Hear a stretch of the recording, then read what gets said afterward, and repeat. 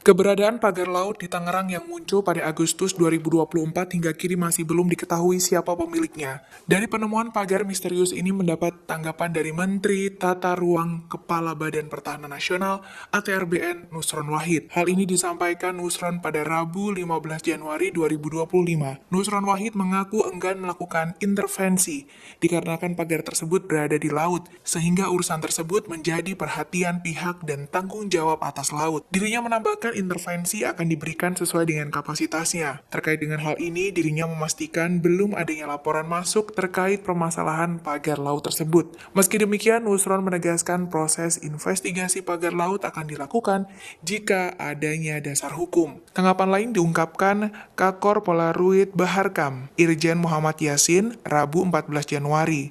Dirinya Download Tribun X sekarang, menghadirkan lokal menjadi Indonesia.